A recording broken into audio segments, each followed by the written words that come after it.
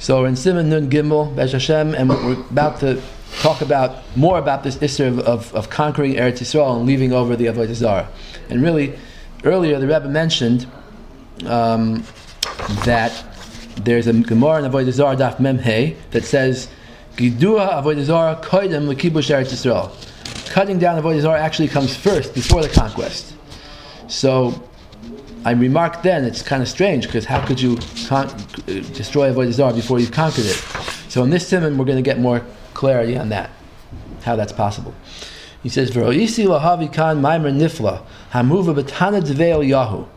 You have the sefer that's a medrash called Tana devei Eliyahu, which is the history of it is it was given by Eliyahu Navi to one of the Amoraim, Rav Anan, and umitoich bir ho'inyan, and from explaining this medrash, Yisbarer chomer ho'inyan, we'll understand how severe it is, v'ad kama hechmira haTorah k'doisha, and how much the Torah was strict and said, Shaloi lichboish makom be'Eretz Yisrael, not to conquer any place in Eretz Yisrael, mibli sheya'abdu v'ya'akru ha'avodah zarah mitoicha, without destroying the Avodah Zarah from it.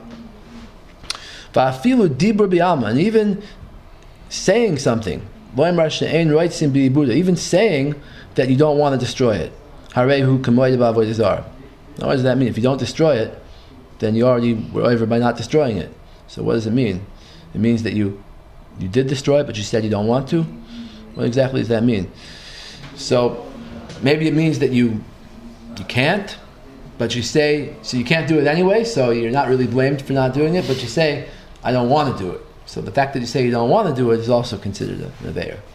Anyway, all the more it's worse to say that we want this to exist and we want to support it. That's what the government, Israeli government, does. So Isa B'tana Devei Eliyahu Chav Tes. I have the actual copies here still. We'll look at it inside.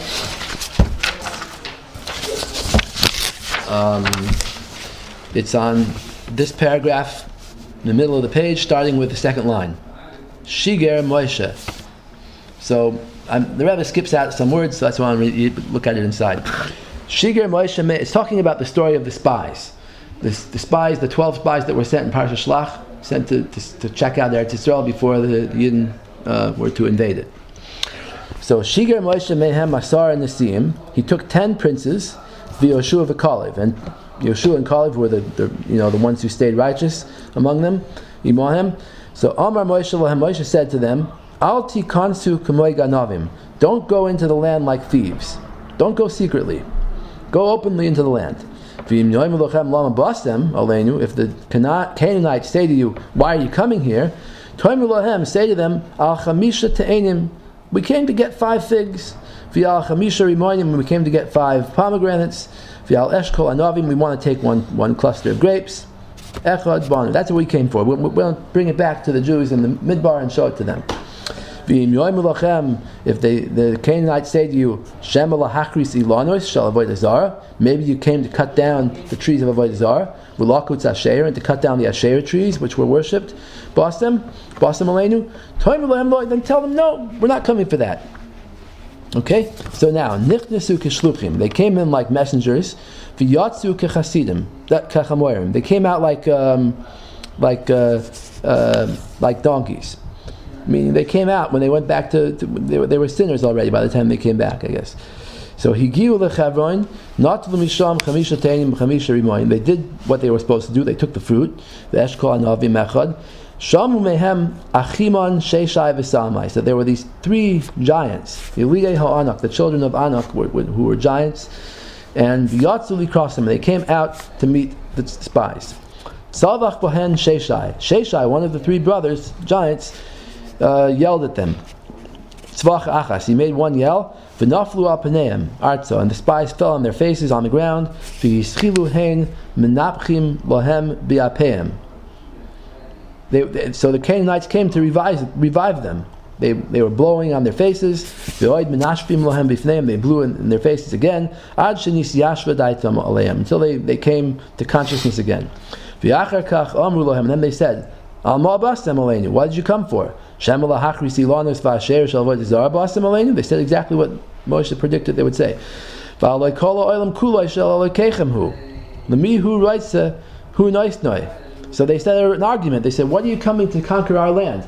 The whole world belongs to your God, and He gave it to us. He gave it to the Canaanim, just like He gave every land to whoever He gave it to." Amru lahem lav. So the spies said back, "No, we didn't come to cut any avodah zarah down." So therefore, shigrum b'shalom, they sent them peacefully away. V'lo hargum, and they didn't kill them. Yeah, I think that's the end of the part we're quoting. Okay, so back to the haGuela. You can skip down because I read the whole thing already. He says, Ad kan hatzorach l'inyanenu. This is what we need to quote for our purposes. You see it? Like 4 lines from the bottom of the paragraph.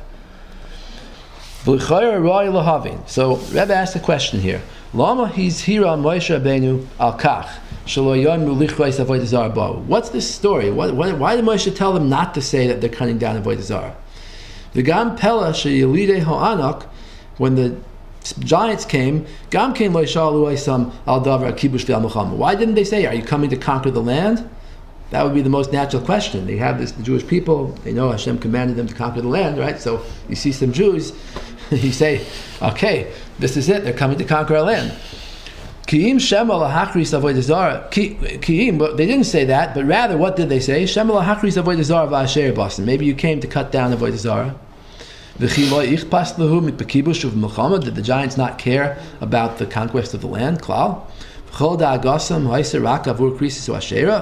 They only worried about cutting down their Asherah tree? That's Maha. So what he's going to say eventually is that since the Jews had to cut down the avodah zarah before conquering the land, and the Goyim knew that too, so they said, "Oh, this is the first step. You're coming to conquer our land, so the first step is going to be cut down the Asherah tree."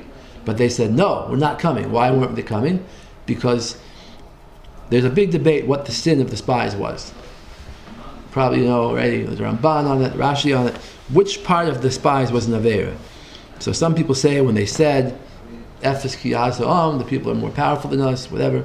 But the Medrash, the Rebbe is going to quote later, holds that the reason why the spies was a sin was the sending itself was a sin. They weren't supposed to send spies because Hashem already promised them that this is a good land. It's you'll have a good time. It'll be easy for you. So they're not supposed to question that, and the fact that they questioned that already was a sin. And the pshat is Moshe knew as soon as they asked him to send the spies, he knew it was over. He knew they weren't going to get the land right now. They have to wait 40 years to get it. So therefore, when he was sending these spies, they weren't ready to conquer yet. So what were they doing? Just stam, to look around, to get some fruit. In other words, they weren't going to cut down any avodah zarah because they're not planning on conquering now. They're conquering in 40 years from now. So that was the give and take here. Moshe said, don't tell them that you're conquering avodah zarah because you're not. Okay. Oy roi lahavin. Let's just finish with Rabbi's questions now. Oy roi lahavin. Deman ishtanet tzivui meraglim elu mi meraglim sheshalach Yeshua. He says also, why was their command, their orders, different from Yeshua's orders? When Yeshua sent meraglim, in the first or second chapter of Yeshua, it says that Yeshua sent them. It says the Sham Nemar Vayishlach Yeshua ben Nun Shlaim Anashim Meraglim Cheresh. He sent 2 spies secretly, and these spies that Moshe sent, he said, be open about it. Don't be like thieves. Come in openly. So what's the difference?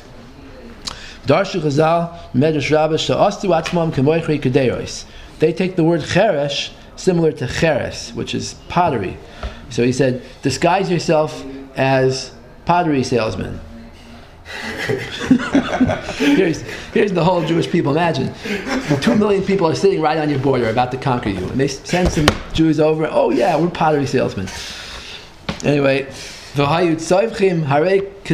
crying out. They're saying, pots for sale, anybody want a pot? Why did he do that? Why did he make them disguise themselves? So no one should notice that they're spies. Maybe I'm making fun, but maybe they were dressed up as Canaanites. Maybe they were able to pretend, whatever. Who knows? Medrash Rabbah Rus on the Medrash on Rus it says Tani Rishon Bar Yochai Cheresh Kamashmoi. Different opinion. What the word Cheresh means? It doesn't mean pottery. it means deaf. Cheresh is a deaf person. So, Kamashmoi, Omar Lohem, Asu Atzmechem Charashim. Pretend to be deaf, and then, you'll find out their secrets, because they'll just talk in front of you, and they won't realize that you hear them. And then when they were discovered, it didn't take that long. It was the same night that they came. They were discovered. The king of Yericho found out that they were there, and then he said, he sent a message. They went to stay in Rachav's house, so he sent a messenger to Rachav and said, give me up the people that you're holding, because they came to spy the land. That it was a nace that they were saved. They went through the window and they went down and they ran away from the city and whatever. So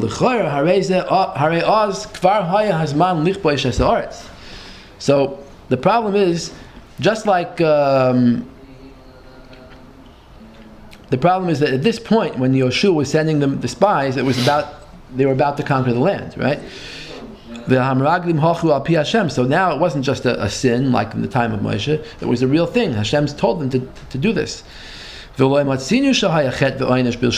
don't find any criticism of Yoshua for sending spies.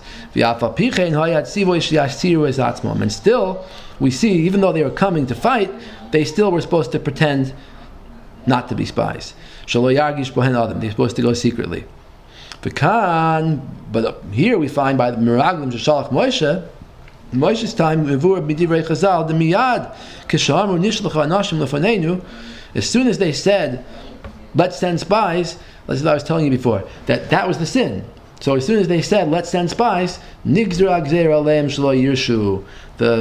Hashem decreed they're not going to get Eretz Yisrael now.